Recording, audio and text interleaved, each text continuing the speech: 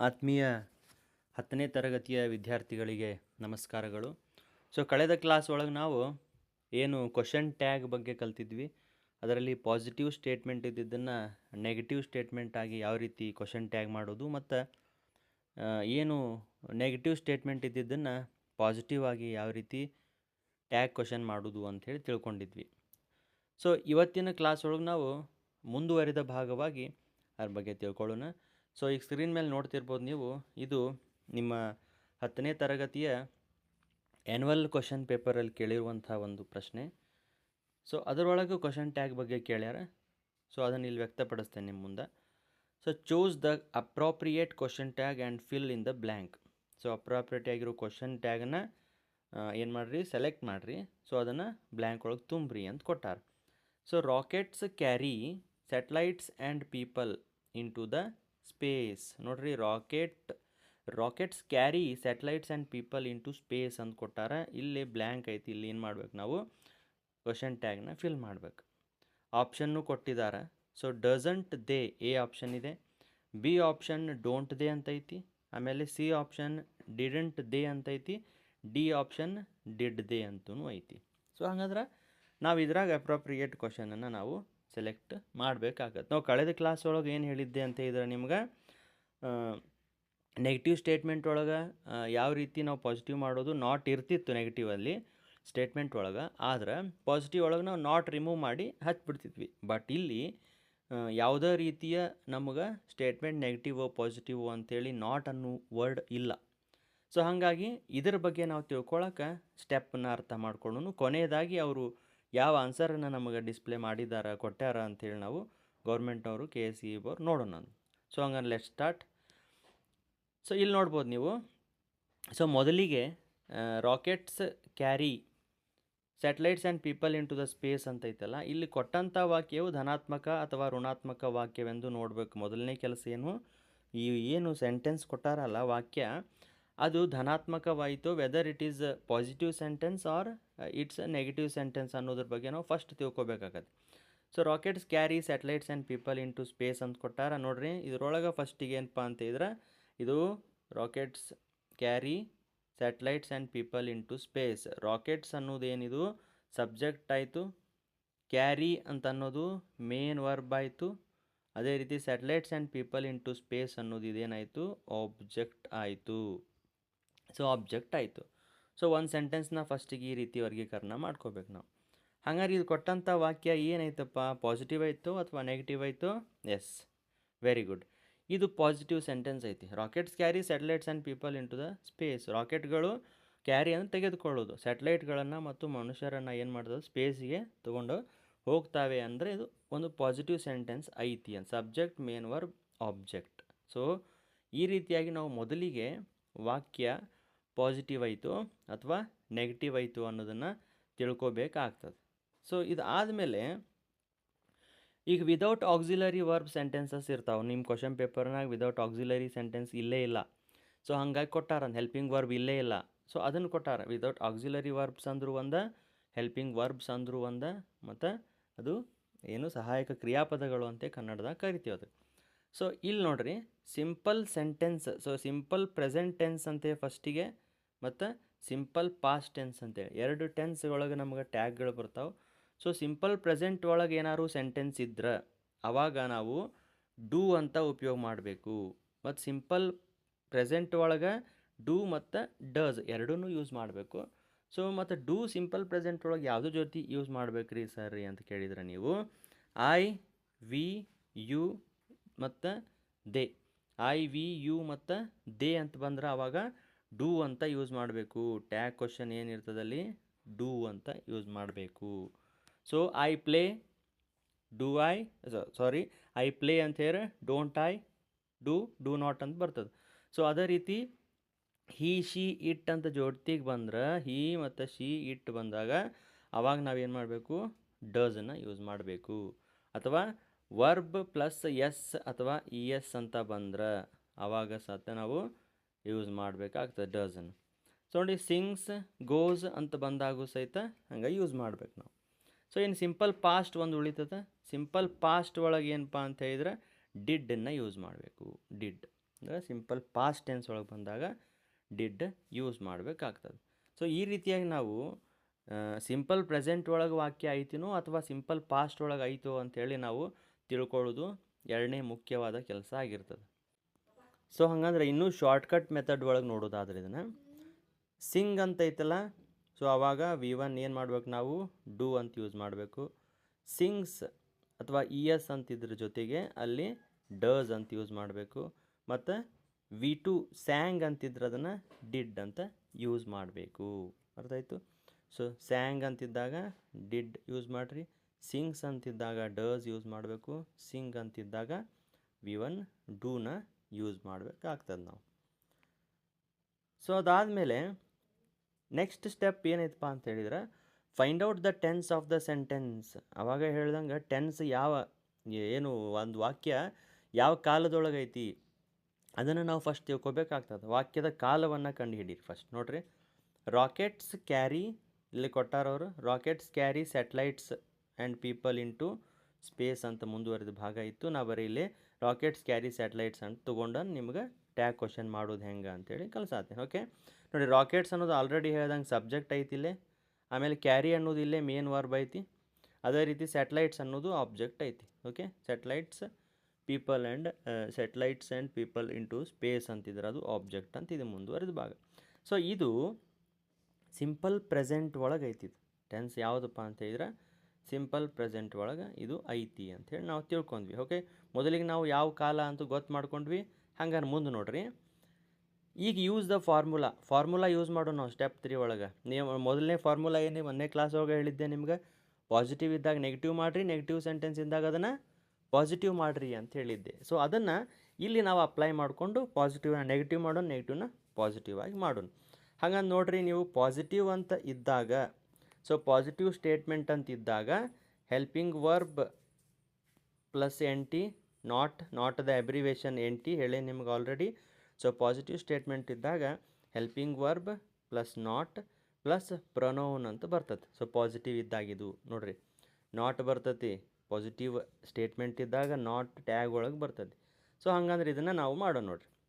Rockets carry satellites and people into space ಅಂತೈತಿ. So ಇಲ್ಲಿ ಫಸ್ಟಿಗೆ ನಾವು ಏನು ತೊಗೊಳ್ಳೋಣ, ಕ್ಯಾರಿ ಅಂತೈತಿ.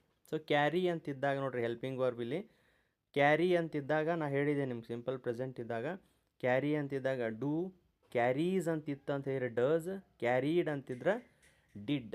ಸೊ V1 V2 ಒಳಗೆ ಹೆಂಗೆ ಯೂಸ್ ಮಾಡಬೇಕು ಅಂಥೇಳಿ ನಾನು ಪ್ರೀವಿಯಸ್ ಸ್ಲೈಡ್ ಒಳಗೆ ಹೇಳಿದೆ ನೋಡಿರಿ. ಕ್ಯಾರಿ ಅಂತಿದ್ದಾಗ ಸೊ ಡೂ, ಕ್ಯಾರೀಸ್ ಅಂತಿತ್ತಪ್ಪ ಇದೇ ಸೆಂಟೆನ್ಸ್ ಒಳಗೆ ಅಂದಾಗ ಡಸ್, ಕ್ಯಾರೀಡ್ ಅಂತಿದ್ರೆ ಡಿಡ್ಡನ್ನು ಯೂಸ್ ಮಾಡಬೇಕು. ಅರ್ಥ ಆಯಿತು? ಸೊ ಹಂಗಾರೆ ಈಗ ಮಾಡೋಣ ನಾವು. ಹಂಗಾರೆ ನೋಡ್ರಿ, ಇಲ್ಲಿ ಫಸ್ಟ್ ಕ್ಯಾರಿ ಅಂತೈತಿ. ಸೊ ಇದಕ್ಕೆ ಫಸ್ಟಿಗೆ ಏನು ಬರ್ಕೋಬೇಕು ನಾವು, ಡೂ. ಕ್ಯಾರಿ ಅಂತಿದ್ದಾಗ ಡೂ ಬರ್ಕೊಂಡೆ. ಸೊ ಇದು ಪಾಸಿಟಿವ್ ಸೆಂಟೆನ್ಸ್ ಆಗಿರೋದರಿಂದ ನಮಗೇನು ಬರ್ಬೇಕೀಗ, ನೆಗೆಟಿವ್ ಮಾಡ್ಬೇಕಂದ್ರೆ ಏನು ಬರಬೇಕು, ನಾಟ್ ಬರಲೇಬೇಕಲ್ಲ. ಸೊ ಹಾಗಾಗಿ ಕ್ಯಾರಿ ಡೂ ಆದಮೇಲೆ ಪ್ಲಸ್ ನಾಟ್ ಹಚ್ಚಿದೆ. ಇನ್ನು ಈ ನಾಟ್ ಹಚ್ಚಿದ ಮೇಲೆ ಈ ರಾಕೆಟ್ಸ್ ಅನ್ನೋದು ಏನೈತಲ್ಲ ಇದು ದೇ ಅಂತ ಆಗ್ತದೆ. ಯಾಕೆ ದೇ ಅಂತ ನೋಡಿರಿ, ರಾಕೆಟ್ಸ್ ಅಂತಿದ್ರೆ ದೇ, ಯಾಕಂದ್ರೆ ಪ್ಲೂರಲ್ ಇದು. ಸೊ ರಾಕೆಟ್ ಅಂತಿದ್ರೆ ಅದು ಇಟ್, ಸಿಂಗ್ಯುಲರ್ ಇದ್ದಿತ್ತು ಇಟ್ ಆಗ್ತಿತ್ತು. ಸೊ ಇಲ್ಲಿ ಸೆಂಟೆನ್ಸ್ ಒಳಗೆ ರಾಕೆಟ್ಸ್ ಅಂತ ಐತಿ, ಅದಕ್ಕಾಗಿ ದೇ ಅಂತ ಆಕತಿ. So do not the abbreviation ಏನಿದು ಡೋಂಟ್ ಅಂತ ಐತಿ, ಹಾಗಾಗಿ ಇದನ್ನು ಡೋಂಟ್ ಅಂತಲೇ ಯೂಸ್ ಮಾಡಬೇಕು, ಡೂ ನಾಟ್ ದೇ ಅಂತ ಯೂಸ್ ಮಾಡೋಂಗಿಲ್ಲ. ಸೊ ರಾಕೆಟ್ಸ್ ಅಂತಿದ್ದಕ್ಕೆ ದೇ ಅಂತ ಆಗೈತಿ.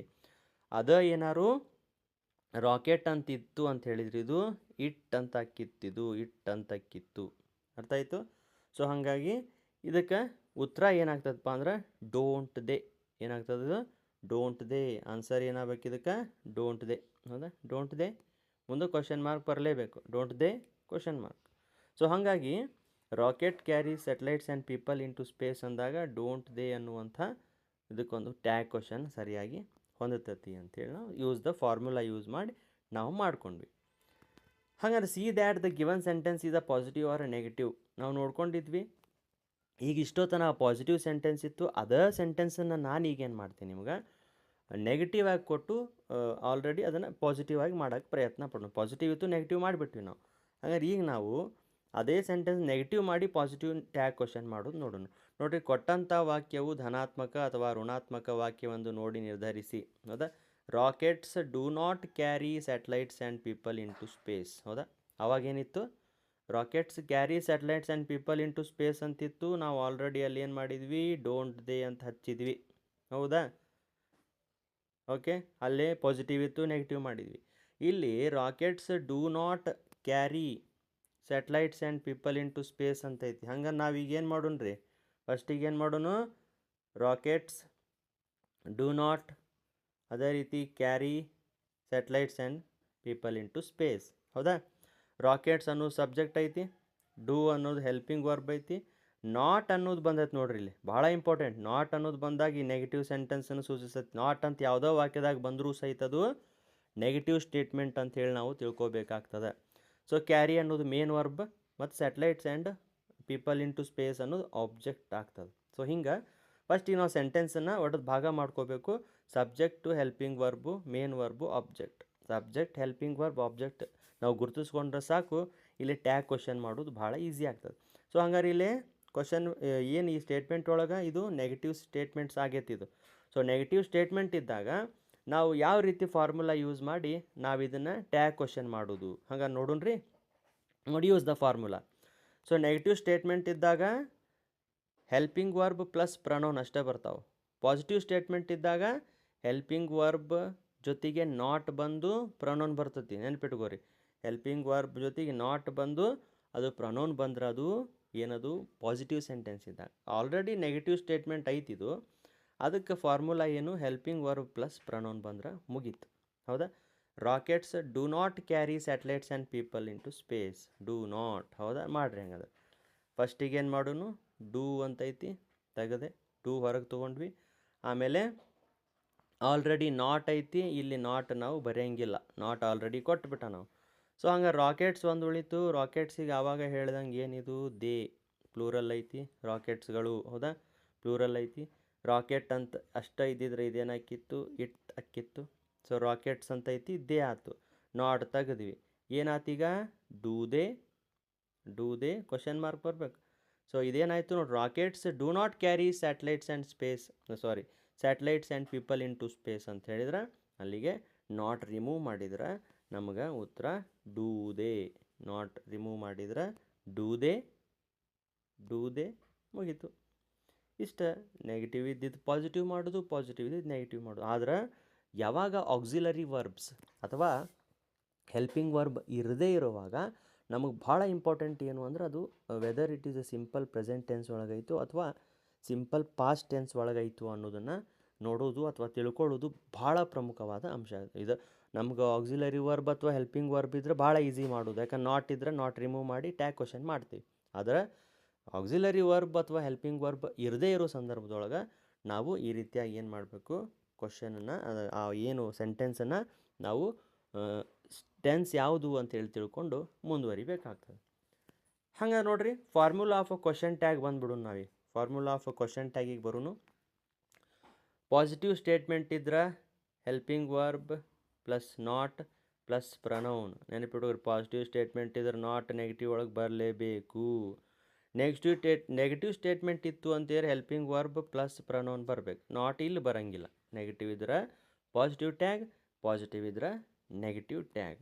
ಸೊ ಇನ್ನು common verb forms in question tag ಅಂತಾರೆ. ಅವಾಗ ಹೇಳ್ದಂಗೆ ಸಿಂಗ್ ನೋಡ್ರಿ, ಸಿಂಗ್ V1 ಐತಿ, ಡೂ ಅಷ್ಟೇ. ಸಿಂಗ್ಸ್ ಇದು ನೋಡ್ರಿ V1 ಒಳಗೆ ಡಸ್ ಇದು. ಹೌದಾ? ಸಿಂಗ್ಸ್ ಅಂತಿದ್ರು ಡಸ್, ಅಥವಾ ಅಲ್ಲೇ ಸಿಂಗ್ಸ್ ಅಂತನ ಕೊಟ್ಟು ಪಾಸಿಟಿವ್ ಸೆಂಟೆನ್ಸ್ ಕೊಟ್ಟಿದ್ರು ಅಂತ ಹೇಳಿದ್ರೆ ಡಸ್ ನಾಟ್ ಬರ್ತೈತೆ ಅಥವಾ ಡಸಂಟ್ ಬರ್ತೈತೆ. ಡಸಂಟ್ ಹೆಂಗಪ್ಪ ಅಂತ ಹೇಳಿದೆ ನೋಡ್ರಿ. ಶೀ ಕೊಡ್ತಾರವ್ರು, ಶೀ ಸಿಂಗ್ಸ್. ಹೌದಾ? ಶೀ ಸಿಂಗ್ಸ್ ವೆಲ್. ಶೀ ಸಿಂಗ್ಸ್ ವೆಲ್ ಅಂತ ಕೊಟ್ರೆ ಈಗೇನು ಮಾಡ್ತೀರಿ ನೀವು? ಇದು ಕ್ವಶನ್ ಟ್ಯಾಗು ಶೀ ಸಿಂಗ್ಸ್ ವೆಲ್, ಪಾಸಿಟಿವ್ ಸೆಂಟೆನ್ಸ್ ಐತಿ. ಅವಾಗ ಇಲ್ಲೇನು ಮಾಡಬೇಕು? ಶೀ ಸಿಂಗ್ಸ್. ಸಿಂಗ್ಸ್ ಬಂದಾಗ ಏನು ಉಪಯೋಗ ಮಾಡ್ಬೇಕು ನಾವು? ಡಸ್. ಹೌದಾ? ಡಸ್. ಡಸ್ ಹಚ್ತೀರಿ, ಡಸ್ ಹಚ್ಚಿದ್ವಿ. ಆವಾಗ ಪಾಸಿಟಿವ್ ಐತಿದು ಡಸಂಟ್. ನಾಟ್ ಹಚ್ಬೇಕಲ್ಲ. ಡಸಂಟ್ ಶಿ ಏನಾಗ್ತತಿ? ಇದು ಡಸಂಟ್ ಶಿ. ನೆಗೆಟಿವ್ ಸೆಂಟೆನ್ಸ್ ಮಾಡ್ಬೇಕಲ್ಲ. Doesn't she, doesn't she, doesn't she. ಅದಪ್ಪ ಇದು ಏನಾರು ನೆಗೆಟಿವ್ ಸ್ಟೇಟ್ಮೆಂಟ್ ಇತ್ತು, ಶಿ ಡಸಂಟ್ ಅಥವಾ she does not sings wells ಅಂತಿದ್ರು, she does not sings well ಅಂತಿದ್ರು, ಹೌದಾ? ಅವಾಗ ಏನು ಹೇಳ್ತೀರಿ, ಏನು ಹಾಕ್ತೀರಿ ಇದಕ್ಕೆ question tag? Does she, does she, does she. ಯಾಕಂದ್ರೆ ನಾಟ್ ಇಲ್ಲಿ ಹಾಕಬೇಕು, ನಾಟ್ ಅಲ್ಲಿ ತೆಗಿಬೇಕು ಅಷ್ಟೇ. ಅರ್ಥ ಆಯಿತು? ಇನ್ನು ಸ್ಯಾಂಗ್ ಇದ್ರೆ ಡಿಡ್, ಏನೂ ತಲೆ ಕೆಡ್ಸೋಣಂಗಿಲ್ಲ. ಸ್ಯಾಂಗ್ ಅಂತಿತ್ತು ಅಂತ ಹೇಳಿದ್ರೆ ಡಿಡ್ ಹಚ್ಬೇಕು. ನೋಡು, ಸ್ಯಾಂಗ್. ಶಿ ಸ್ಯಾಂಗ್ ವೆಲ್ ಅಂತಿದ್ರೆ ಮುಗೀತು. ಶಿ ಸ್ಯಾಂಗ್ ವೆಲ್ ಅಂತಾರೆ ಪಾಸಿಟಿವ್ ಸೆಂಟೆನ್ಸ್ ಇತ್ತು ಅಂತ ಇದ್ರೆ, ಶಿ ಸ್ಯಾಂಗ್ ವೆಲ್ ಅಂತಿತ್ತು ಅಂತ ಇದ್ರೆ ಶಿ ಜೊತೆಗೆ ಸ್ಯಾಂಗ್ ಬಂತು ಅಂತ ಹೇಳಿದ್ರೆ ಏನು ಹಚ್ತೀರಿ ನೀವು? ಅವಾಗ ಡಿಡಂಟ್, ಡಿಡಂಟ್, ಡಿಡಂಟ್ ಶಿ, ಯಾಕಂದ್ರೆ ಅಲ್ಲೇ ಪಾಸಿಟಿವ್ ಸ್ಟೇಟ್ಮೆಂಟ್ ಐತಿ. ಅದೇ ರೀತಿ ಶಿ ಶಿ ಸ್ಯಾಂಗ್ ವೆಲ್ ಅಂತ ಹೇಳಿದಾಗ ಡಿಡಂಟ್ ಶಿ ಹಚ್ಬಿಟ್ಟು ನಾವು ಯಾಕೆ ಇಲ್ಲ ಅಲ್ಲಿ. ಸೊ ಹಂಗಾಗಿ ಡಿಡ್ ಹಚ್ಚಲೇಬೇಕು. ಅರ್ಥ ಆಯಿತು ಅನ್ಕೋತೀನಿ. ನೆಕ್ಸ್ಟ್ ನೋಡ್ರಿ, ಇನ್ನು ನಮಗೆ ಕ್ವಶನ್ ಪೇಪರ್ ಒಳಗೆ ನಿಮ್ಮ ಕೀ ಆನ್ಸರ್ ಏನು ಕೊಟ್ಟಾರ ಅಂತ ಹೇಳಿದ್ರೆ, ನಿಮ್ಗೆ ಕೇಳ್ದಂಗೆ ಮಲ್ಟಿಪಲ್ ಇದು ವ್ಯಾಲ್ಯೂ ಪಾಯಿಂಟ್ಸ್ ಒಳಗೆ ನಿಮಗೆ ಏನು 2020 ಕ್ವಶನ್ ಪೇಪರ್ ಒಳಗೆ ಇದು ಕ್ವಶನ್ ಪೇಪರ್ ಒಳಗೆ ಆನ್ಸರ್ ಕೀ ಆನ್ಸರ್ ಇದು. ಓಕೆ ನೋಡಿರಿ, multiple choose the appropriate question tag ಇತ್ತು. Rockets carry satellites and people in to space ಅಂತ ಐತಿ. Doesn't they, don't they, did they, didn't they ಐತಿ. ಸೊ ಉತ್ತರ ಏನಿದು? ಡೋಂಟ್ ದೇ ಅಂತ ಅವರು ಕೊಟ್ಟಿದ್ದಾರೆ. ಸೊ ಹಾಗಾಗಿ ಪಾಸಿಟಿವ್ಸ್ ಏನು ಸ್ಟೇಟ್ಮೆಂಟ್ ಇದ್ದಾಗ ನೆಗೆಟಿವ್ ಮಾಡೋದು, ನೆಗೆಟಿವ್ ಸ್ಟೇಟ್ಮೆಂಟ್ ಇದ್ದಾಗ ನಾವು ಪಾಸಿಟಿವ್ ಮಾಡೋದನ್ನು ಕಲ್ತ್ಕೊಂಡ್ರೆ ಟ್ಯಾಗ್ ಕ್ವಶನ್ಗಳು ಭಾಳ ಉಪಯುಕ್ತ ಆಗ್ತವೆ. ನಿಮ್ಮ ಈ ರೀತಿಯಾಗಿ ಕ್ವಶನ್ಸ್ಗಳನ್ನು ನಾವು ಪ್ರೀವಿಯಸ್ ಇರೋ ಕ್ವಶನ್ ಪೇಪರಲ್ಲಿರುವಂಥ ಟ್ಯಾಗ್ ಕ್ವಶನ್ಸನ್ನು ಒಂದು ಕಡೆ ಬಂಡಲ್ ಮಾಡಿ ಅವನ್ನ ಬರೆದಿಡ್ರಿ. ಆವಾಗ ನಿಮಗೆ ಇನ್ನೂ ಈಸಿ ಆಗ್ತದೆ. ಮತ್ತು ಹೆಚ್ಚೆಚ್ಚು ಕ್ವಶನ್ ಪೇಪರ್ನಲ್ಲಿ ಟ್ಯಾಗ್ ಕ್ವಶನ್ಸನ್ನು ಯೂಸ್ ಮಾಡಿ ಅದನ್ನು ನೀವು ರೆಫರ್ ಮಾಡಿರಿ. ಇಲ್ಲಿ ನಿಮಗೆ ಕ್ಲಾರಿಟಿ ಏನು ಮಾಡ್ತೀನಿ ಅಂದರೆ ಟ್ಯಾಗ್ ಕ್ವಶನ್ ಒಳಗೆ ಇಲ್ಲಿ ಐ ಆ್ಯಮ್ ನೆನಪಿಟ್ಕೋರಿ, ಭಾಳ ಇಂಪಾರ್ಟೆಂಟ್, ಕೇಳೋ ಚಾನ್ಸ್ ಇರುತ್ತೆ. ಐ ಆ್ಯಮ್ ಅ ಸ್ಟೂಡೆಂಟ್ ಅಂತ ಇರ್ತೈತೆ ಅನ್ಕೋರಿ, ನೆನಪಿಟ್ಕೋರಿ. ಐ ಆ್ಯಮ್ ಅ ಸ್ಟೂಡೆಂಟ್ ಅಂತ ಇರ್ತೈತಿ. ಈಗ ಕ್ವಶನ್ ಟ್ಯಾಗ್ ಮಾಡಬೇಕು ಇದಕ್ಕಂತ ಹೇಳಿದ್ರೆ ಆ್ಯಮ್ ಕೊಟ್ಬಿಟ್ಟಾರ ಅವ್ರು ಆಲ್ರೆಡಿ. ಆ್ಯಮಂಟಾಯ್ ಅಂತ ಆಗೋದಿಲ್ಲ ಇದು, ಆ್ಯಮಂಟಾಯ್ ಆಗೋದಿಲ್ಲ ಇದು, ಆ್ಯಮಂಟಾಯ್ ಆಗೋದಿಲ್ಲ ಇದು. ಯಾಕಂದ್ರೆ ಆ್ಯಮ್ ಒಂದಿದ್ದಾಗ ಏನಾಗ್ತತಿದು? ಆರಂಟಾಯ್ ಆಕತ್ತಿದು. ಆರಂಟಾಯ್ ಏನಾಗ್ತತಿದು? ಆರಂಟಾಯ್, ಆರಂಟಾಯ್, ಆರಂಟಾಯ್. ಯಾವಾಗ ಆ್ಯಮ್ ಅಂದಾಗ, I am a student, I am a teacher ಅಂತ ಬಂದಾಗ ಅಲ್ಲಿ ಆರಂಟಾಯ್ ಆಗ್ತದೆ. ಆ್ಯಮ್ ಇದ್ರೂ ಸಹಿತ ಅಲ್ಲಿ ಆರಂಟಾಯ ಆಗ್ತದೆ. ಅದೇ ನೀವು I am not a student ಅಂತ ಬಂದಾಗ ನೋಡಿರಿ, ಐ ಆ್ಯಮ್, ಹೌದಾ, ಐ ಆ್ಯಮ್ ಅ ಸ್ಟೂಡೆಂಟ್ ಅಂತ ಬಂದಾಗ ಆರಂಟಾಯ್ ಹಾಕ್ಬೇಕಂದ್ರೆ ಕ್ವಶನ್ ಟ್ಯಾಗ್ ಅರ್ಥ ಆಗಲಿ. ಅದೇ ರೀತಿ I am not a student ಅಂತ ಬಂತು, I am not a student, ನಾ ಸ್ಟೂಡೆಂಟ್ ಅಲ್ಲ ಅಂತ ಬಂತು ಅಂತ ಹೇಳಿದ್ರೆ ಆವಾಗ ನೀವೇನು ಹಾಕಬೇಕು? As it is am I ಅಂತನ ಹಾಕಬೇಕು. Am I a student, am I a student. So ಹಾಗಾಗಿ ಇದು ಆ್ಯಮ್ ಐ ಯಾವಾಗದಂದ್ರೆ ಅಲ್ಲಿ ನೆಗೆಟಿವ್ ಸೆಂಟೆನ್ಸ್ ಇದ್ದು I am not a student ಅಂತಿತ್ತು ಅಂತ ಹೇಳಿದ್ರೆ ಆ್ಯಮ್ ಐ ಅಂತ ಬರ್ತದೆ. ಅರ್ಥ ಆಗತ್ತದಲ್ಲ? ಸೊ ಅದೇ ರೀತಿ ಐ ಆಮ್ ಅ ಸ್ಟೂಡೆಂಟ್ ಅಂತಿತ್ತು ಅಂತ ಹೇಳಿದ್ರೆ ಆರಂಟ್ ಐ ಅಂತ ಬರ್ತೈತಿ. ಆರಂಟ್ ಐ ಅಂತ ಬರ್ತದೆ, ನೆನಪಿರಲಿ. ಸೊ ಇದು ಒಂದು ಕ್ಲಾರಿಟಿ ಮಾಡೋದಿತ್ತು. ಇದು ಕೇಳೋ ಚಾನ್ಸಸ್ಸು ಬಹಳ ಅದಾವೆ. ಸೊ ಇವತ್ತಿನ ನನ್ನ ಕ್ಲಾಸ್ ಒಳಗೆ ಏನು ಟ್ಯಾಗ್ ಕ್ವಶನ್ ಬಗ್ಗೆ ನಿಮಗೆ ತಿಳಿಸೀನಿ. ಸೊ ಕೇಳಿದಂಥ ಎಲ್ಲರಿಗೂ ಧನ್ಯವಾದಗಳನ್ನು ಸಲ್ಲಿಸ್ತಾ ಇವತ್ತಿನ ಒಂದು ವಿಡಿಯೋನ ಮುಗಿಸಿ, ಮುಂದಿನ ಒಂದು ಹೆಚ್ಚಿನ ಗ್ರಾಮರ್ ವಿಡಿಯೋ ಆಗಿ ನಮ್ಮ ಚಾನಲನ್ನು ಸಬ್ಸ್ಕ್ರೈಬ್ ಆಗಿ ಅಂತ ಹೇಳ್ತೀನಿ. ಥ್ಯಾಂಕ್ ಯು, ಧನ್ಯವಾದಗಳು.